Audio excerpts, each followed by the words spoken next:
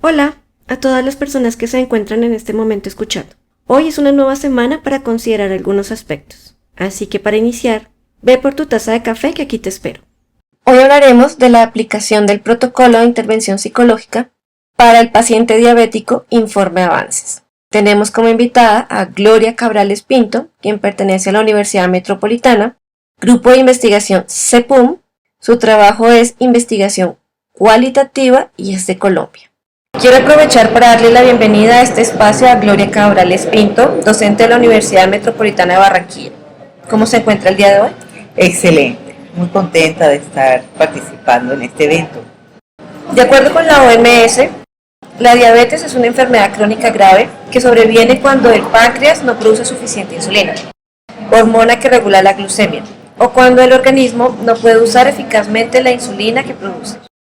Las concentraciones de glucosa plasmática anormalmente altas, hiperglucemia, la consecuencia común de la diabetes mal controlada, pueden ir a la larga a lesionar gravemente el corazón, los vasos sanguíneos, los ojos, los riñones y los nervios. Más de 400 millones de personas padecen diabetes. De acuerdo con este informe y el suyo, en 3 años hubo un incremento de 60 millones de personas más diagnosticadas con diabetes, lo cual es un incremento muy alto y alarmante teniendo en cuenta todo lo que pueda afectar. Mi primera pregunta, lo que me pareció bastante interesante, fue de lo obvio que ya fue planteado en el resumen, ¿por qué un protocolo de intervención psicológica? Lo pregunto porque es necesario que haya en primera instancia un esquema desde las entidades reguladoras de salud, un programa súper elaborado de prevención, pero desafortunadamente debemos llegar a incrementar cifras, saturar los hospitales para ser considerado un tema de estudio. Sí, desfavorablemente así ha sucedido. Desde el 2019 en Colombia se emanó el Ministerio de Salud, emanó una guía para la atención de esta enfermedad, en donde estaba por supuesto planteado la prevención. En muchos hospitales, en muchas instituciones de salud empezaron a hacerse tamizajes, en reuniones que no tenían nada que ver con la diabetes, pero se aprovechaba que hubiera un equipo de sanidad allí ofreciendo el servicio de si querías medirte la presión arterial, si querías revisar cómo estaban tus niveles de azúcar en sangre. Eso con el fin precisamente de hacer un diagnóstico precoz de toda esta patología. Sin embargo, no ha sido suficiente, sí, es cierto. Y solamente cuando vemos estas cifras y vemos en primera mano las internaciones y los reintegros de tantos pacientes por complicaciones de esta enfermedad, por el bajo control de esta enfermedad, es cuando nos preguntamos qué es lo que está pasando con prevención y con la atención de estos enfermos, porque algo no está resultando. Allí hay unos cables rotos y definitivamente se sigue incrementando estos problemas, el diagnóstico de esta patología, y además seguimos observando un alto índice de enfermedades asociadas a la diabetes, de complicaciones asociadas a la diabetes, ceguera, amputaciones, problemas cardíacos, problemas hepáticos, etc. Antes de entrar en la diabetes, para introducirnos mejor, hay dos extremos. Uno que es la hipoglucemia y el otro que es la hiperglicemia. En el caso de la hipoglucemia se produce cuando el nivel de azúcar en la sangre está por debajo de 70 en ayunas. Esta situación puede deberse a 3 causas diferentes. El organismo consume la glucosa en la sangre con demasiada rapidez, la glucosa es liberada en el torrente sanguíneo demasiado despacio, se libera un exceso de insulina al torrente sanguíneo. Los síntomas que produce la hipoglicemia en la mayoría de los casos son sudoración intensa, temblores, latidos cardíacos rápidos o fuertes, aumento de apetito, dolor de cabeza, trastornos visuales, letargia, somnolencia, dificultad para hablar, confusión mental, pérdida de conciencia y convulsiones. Si esto ocurre, se debe acudir a un centro sanitario. Es importante considerar este aspecto, lo digo porque por muchos años yo sufrí de hipoglucemia y tuve que salir de muchos lugares porque yo sabía que me iba a desmayar, y efectivamente eso ocurrió. Luego está el otro lado, la hiperglucemia, que se produce cuando los niveles de glucosa en sangre se encuentran elevados por encima de 110 antes de comer o 180 2 horas después de comer. La hiperglucemia se produce cuando el cuerpo produce muy poca insulina, el cuerpo no responde a la señal de la insulina que está enviando y en este caso los síntomas se desarrollan lentamente durante días o semanas, siendo los más comunes aumento de sed, mucha hambre, visión borrosa, debilidad y cansancio, dolor de cabeza, necesidad de orinar frecuente, pérdida de peso y molestias digestivas. Hay más tipos de diabetes, pero para que nos quede más claro, puede escribirnos sobre la diabetes mellitus. Bueno, la diabetes mellitus hay 3 tipos, ¿no? La tipo 1, que es la que mencionabas tú al principio de esta entrevista, ¿verdad? Que es cuando el cuerpo no produce la suficiente, o sea, no sintetiza la insulina de manera adecuada. La tipo 2 es cuando el cuerpo no utiliza eficazmente la insulina. Y la gestacional, que es aquel evento de hiperglucemia que se presenta solamente durante el embarazo. Ese primer evento se presenta durante el embarazo. Esos son los 3 tipos que están clasificados pues, desde el punto de vista médico. Citando su artículo, que me pareció bastante interesante, esta patología tiene una prevalencia creciente en el mundo entero. Es una enfermedad crónica que incrementa la mortalidad de las personas que la padecen. Es así que es frecuente que se presenten problemas médicos originados por descompensaciones agudas de esta enfermedad, como la cetoacidosis diabética o la descompensación hipoglucémica hiperosmolar o la consecuencia de efectos adversos derivados de su medicación, como serían las hipoglucemias. Se pueden añadir complicaciones vasculares, retinopatía diabética, amputaciones por enfermedades vasculares periféricas, problemas renales, neuropatías, todas estas relacionadas con la diabetes, que hacen que ante el diagnóstico se proyecte la reducción de la calidad de vida. Otro punto alarmante es la frecuencia de hospitalización y reingresos que por complicaciones asociadas a la falta de control de la diabetes se presentan. ¿Puede contarnos en qué consiste el protocolo de intervención psicológica que usted diseñó? Sí, bien. Este diseño obedece a precisamente la falencia que pudimos observar en el estudio de las diferentes guías que existen y que no hay un protocolo ajustado a esta realidad, a la realidad de esta patología. Entonces vimos que hacían énfasis en la dieta, en los ejercicios, en algunas recomendaciones médicas, en los tratamientos farmacológicos que todos conocemos, pero no definitivamente se dejaba de lado la psicología. Y como sabemos el impacto que este diagnóstico, que esta patología a nivel emocional, a nivel de estilo de vida, a nivel de exigencias del mundo laboral, o sea, todo esto del mundo real de cada persona, este diagnóstico ejerce un impacto impresionante.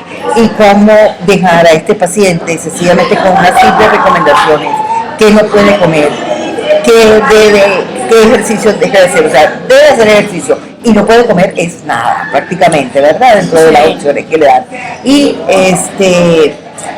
lo dejan solo allí a su suerte. El nivel de ansiedad es muy alto. Nadie maneja esto, no se le presta la debida atención, no se le hace un acompañamiento. Todos nosotros tenemos estilos de afrontamiento, unos más adaptativos que otros, unos más eficaces que otros, y no podemos suponer que todos podrán restablecerse o asumir la responsabilidad del control de esta enfermedad, porque es que es una responsabilidad personal, por supuesto, pero necesita acompañamiento. Y qué mejor que aprovechar el recurso que los profesionales de psicología vienen a hacer en este caso. Eso es un problema que tiene el personal sanitario principalmente, y es que cree que se debe generalizar a la población, cuando en realidad, a pesar de que todos podemos tener una o diferentes deficiencias, todos requerimos diferentes tipos de atención y diferentes tipos de tratamiento. A todos no nos funciona el mismo medicamento. Es exactamente lo mismo con la parte psicológica. Por supuesto. Y es lo que más se elimina dentro del proceso. Claro.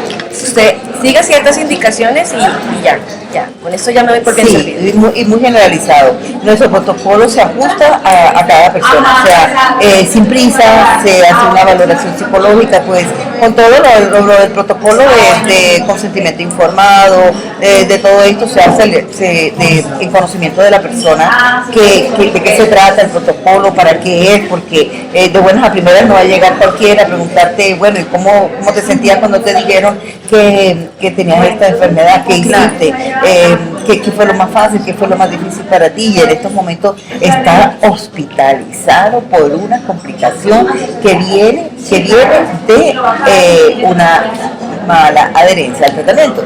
Ya, por eso están allí. Y son estas personas a las que tenemos que trabajar. Por supuesto que a nivel preventivo, sí, a nivel digamos que de las comunidades, de la sociedad, a nivel social, debe incrementarse, debe haber más educación en este sentido. Pero tenemos que hacer algo inmediatamente por estas personas que están hospitalizadas, porque para prevenir males peores, por así decirlo, ¿no? Porque una primera hospitalización obedece a una subida o una bajada de los niveles de azúcar, generalmente ocasionado por de pronto los mismos medicamentos que tienen este efecto o por un descuido en algunas de las recomendaciones que deben seguir, ¿verdad? Y entonces allí es donde debemos actuar, porque tenemos que saber exactamente cuál es su estructura de personalidad, cuáles son sus estilos de afrontamiento, qué tipo de apoyo social tiene, todo esto para ver exactamente, tener una idea de cuál es la situación de este paciente y poder hacer las intervenciones del caso. Se trata de allí, en ese momento, ayudarlo a gestionar, ¿verdad? Junto con el profesional de la psicología, ir gestionando, ir promoviendo la asunción de la responsabilidad con conocimiento de su enfermedad. Es que el hecho de saber que una persona, o sea, cuando le dan el diagnóstico, ya hay una resistencia a tratar de seguirlo, porque definitivamente, por lo regular, el trato, sin entrar en etiquetas, el trato que se le da al paciente desde la parte médica es terrible. Están deshumanizados. No quería usar la palabra, pero sí están deshumanizados, y aparte lo culpan. Yo sé que de una u otra manera el tema de la prevención es una prevención desde la infancia en la salud, especialmente con el tema de la alimentación, pero ya en este punto a veces incluso he escuchado a médicos en consulta que los está regañando a pacientes, los está tratando de una forma como si fueran niños. Y en realidad es que se percibe mucha ignorancia con respecto al paciente y su propia enfermedad, ¿verdad? Uno inmediatamente se da cuenta que hay muchos mitos que están allí influyendo, que ha habido mucha desinformación además, o sea, los médicos se encargan pues de hablar en su lenguaje muy técnico, de decirle una cantidad de cosas que terminan por ser incomprendidos por parte del paciente, ¿verdad? Viene una serie de restricciones, porque eso es lo único que recibe, una serie de restricciones en ese momento, lo que no puede hacer, lo que no puede comer, lo que no puede, o sea, no puede. Exacto, y no se le brinda un espacio para que piense un poquito, reflexione, mire a ver, le ayude a hacer los ajustes, porque esto requiere de un tiempo para hacer los ajustes, no solamente a nivel personal, sino inclusive a nivel familiar, porque definitivamente la familia tiene que, esa es una de sus funciones, ¿no?, de la familia, de apoyar a todos sus miembros. Entonces, ¿de qué manera se puede lograr ese apoyo para este paciente? Y cada caso es diferente, Yo recuerdo ahora cuando dices que la actitud de los médicos frente a los pacientes que tienen un bajo control de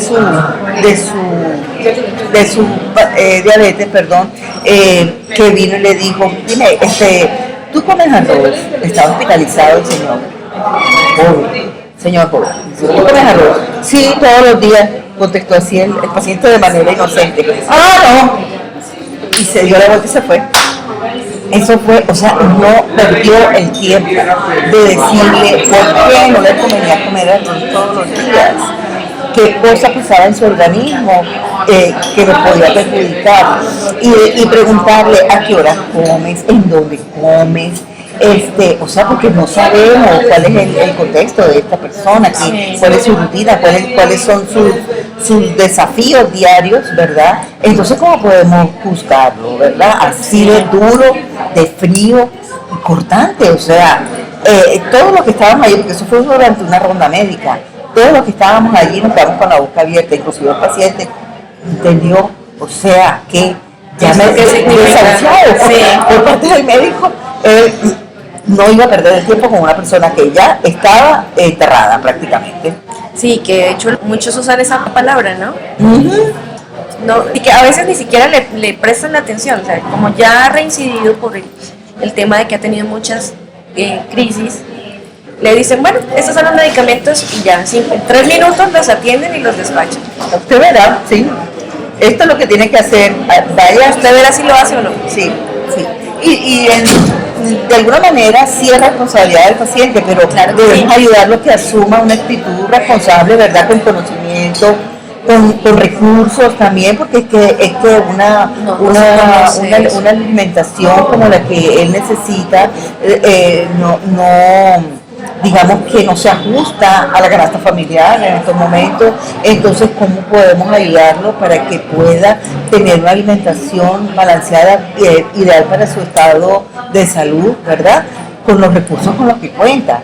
Pero todo eso requiere un tiempo de conocer las particularidades y hacia allí está enfocado nuestro protocolo, que sí, o sea, nosotros no somos nutricionistas ni somos médicos ni nada de esto, pero nos hemos tenido que empapar un poco de todo esto, ¿verdad? Para poder brindar una información veraz, científica, sí, una información veraz a estos pacientes para despejar muchos mitos, despejar muchas dudas que ellos tienen y trabajar de manera mancomunada con nutricionistas que son más accesibles que los mismos médicos. Entonces, y nosotros nos encargamos de la parte ya emocional y psicológica, porque precisamente las respuestas, los mecanismos de defensa que cada uno tenemos a veces no son tan efectivos, ayudarlos, guiarlos un poco hacia esa adaptación, ese ajuste que debe realizarse, no solamente en su rutina, en su alimentación, sino también en su forma de percibirse a sí mismo, es la forma de cuidarse a sí mismo, sí, porque no depende de que la esposa le prepare una alimentación adecuada o no, depende de él comérsela o no, ¿verdad? Claro. Entonces hay muchas cosas que trabajamos en ese aspecto. Por eso me pareció muy interesante solo de intervención. Es que el tema de la palabra diabetes tiene un significado, pero no todos la podemos interpretar de la misma forma. Y ahí es donde radica el principal problema, en el significado que corresponde para cada quien la palabra diabetes. En este caso, diabetes mellitus. Entonces, como no todos conocemos el mismo significado, de una u otra manera le vamos a dar una corresponsabilidad distinta. Entonces, por eso a muchas personas les parece difícil asumir o percibirla, que si yo no hago o no sigo ciertas indicaciones, además cuando usted sale a la calle o está con su familia, dice, pero ¿por qué no? No puede, como que sea una vez, no creo que le haga daño, cuando en realidad sí le puede hacer daño. Entonces, el significado de las palabras tienen tanto peso que nosotros no asumimos ni interpretamos de la manera correspondiente y tampoco nos ayudan a interpretarlo de la manera correspondiente. Creo que es uno de los problemas principales que siento que el protocolo está contribuyendo de manera eficaz. Sí, estos pacientes necesitan desarrollar unas competencias, ¿verdad? De qué hacer, qué no hacer, cómo hacerlo, en qué momento. O sea, esas cosas tienen que desarrollarlas ellos, pero no están escritas en ninguna parte, ni los médicos se gastan el tiempo en colaborar en ese sentido. Entonces, un poco nuestro trabajo va orientado a eso. Son competencias personales, digamos, muy individuales, y se tienen que lo más rápidamente promocionar, ¿verdad? Su desarrollo de estos pacientes para que se empoderen del tratamiento y de la forma de controlar la diabetes, porque se puede controlar. Claro. No hay forma de curarla, pero sí hay forma de mantenerla Mantener un estilo de vida aparentemente saludable. No, de hecho, con calidad de vida. Con calidad de vida, sí, sí, sí. No, sí, de hecho, Sí, la porque proyección no es todo- larga, sí. Sí, porque no todo es triste, porque es que, no sé, se imagina, hay muchas personas que se imaginan no volverme a comer un postre, no poder más nunca comerme unas pastas, cosas así por el estilo, ¿verdad? Entonces lo ven así, todo gris, porque definitivamente la alimentación, o sea, alrededor de la alimentación, gira una cantidad de cosas tan importantes para el desarrollo de la personalidad y las mantienen además, ¿cierto? Que entonces ven el panorama gris. También hay una sensación de frustración y que los hace sabotear su propio régimen, y es que por más que ellos traten, se cuiden, se tomen los medicamentos, hagan sus controles médicos, sigan una dieta, van a aparecer otras afecciones, la ceguera, los problemas vasculares, y de hecho sí, empiezan a lidiar con esos problemas, ¿no? A pesar de los cuidados, a pesar de la dieta, a pesar de todo esto. Entonces, Además que el factor emocional incide muchísimo en el tema del azúcar. por supuesto, y entonces hay valiosos estudios que nos hablan de la relación entre depresión y diabetes. O sea, y es un círculo vicioso, se establece allí un círculo vicioso entre la depresión y la diabetes, y entre la ansiedad y la diabetes. Entonces, con mayor razón, el protocolo de intervención es más oportuno en este momento, porque si el factor emocional incide tanto en el azúcar, y lo he visto y lo he comprobado en ciertas personas, hay una persona que yo conozco que tiene diabetes mellitus y es emotiva, entonces ella vive subiendo y bajando dependiendo de Su estado emocional. de su estado emocional. Entonces, el poder contribuir y ayudar a entender que debe aprender a asumir sus emociones de una manera un poco más flexible, eso va a ayudar dentro del protocolo. Algunas de nuestras intervenciones están orientadas precisamente al brindar herramientas para el manejo de las emociones. En estos tiempos en donde son tan promocionadas las técnicas de relajación, el mindfulness y todas estas cosas, ¿verdad? Llega un momento en que se convierte en una excelente herramienta para las personas en donde pues se les dificulta mucho más mantener en control su diabetes por su estructura de personalidad ansiosa. Claro, y lo otro es que de todas maneras, como usted misma estaba diciendo, la alimentación tiene una resistencia emocional o tiene un componente emocional muy alto, porque a veces incluso comer esto o aquello genera cierto tipo de ansiedad o cierto tipo de emoción que nos puede llevar a un estado de alegría o a un estado completamente incómodo. Entonces me pareció bastante interesante su protocolo de intervención psicológica, lo cual quiero felicitarla. Quisiera que me pudiera decir 3 aspectos que nos pueden dejar sobre lo positivo del protocolo de intervención. Es efectivo. Hemos logrado entrevistar después de 2 y 3 meses a estos pacientes que fueron abordados con el protocolo, y hemos comprobado que se han mantenido estables sus niveles de azúcar, que han seguido las recomendaciones médicas que recibieron en el momento del alta en esa última internación, que han accedido a los servicios de psicología, aquellos que fueron remitidos a hacer un seguimiento psicoterapéutico para conservar su nivel de vida y su calidad de vida. Eso nos ha parecido suficiente punto para ver desde ya que el protocolo es efectivo y seguir implementando, porque esa es la idea. Tenemos música de fondo por el taller de al lado.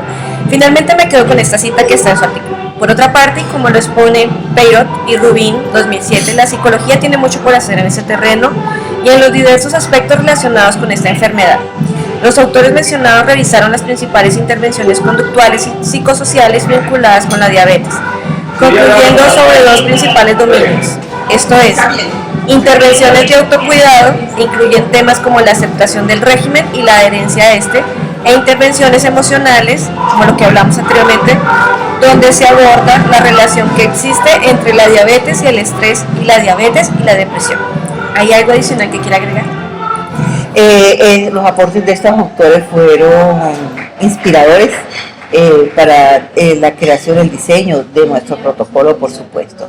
Ellos insistían en que tenía que ser individual, ¿no? Una intervención individual, donde se pudiera rastrear en la historia de su diabetes, la historia natural de la diabetes de cada persona, cuáles habían sido las dificultades, las cosas más fáciles, cómo se habían sentido en el transcurso de esta enfermedad, porque una de las cosas que teníamos en cuenta para criterios de inclusión era que estuvieran más de un año de diagnosticados y estuvieran hospitalizados por una problemática asociada a la diabetes. Entonces podíamos rastrear la historia natural de la diabetes y eso fue una recomendación que establecía uno de estos autores. Sí, yo tuve la oportunidad de leer completamente toda la propuesta que usted presentó y pues aprovecho nuevamente para felicitarla. Quiero darle las gracias por acompañarme hoy, Gloria. Fue un gusto poder compartir sobre este tema. Les puedo decir que la salud es violenta cuando se argumenta en la omisión indiscreta de las verdaderas implicaciones en las que el ser concibe que su autocuidado es cuando una sintomatología preexiste, cuando se pudo prevenir, pero desafortunadamente por regla eso no le convenía a los sistemas. Excelentes palabras. Muchísimas gracias también por permitirme este espacio, Diana. Hasta una nueva oportunidad. Espero haber vinculado significados que nos acompañen constantemente y dejar abiertas más preguntas, unas que nos permitan constituir nuevas razones para estar aquí. Que tengan una apacible semana y hasta una próxima oportunidad.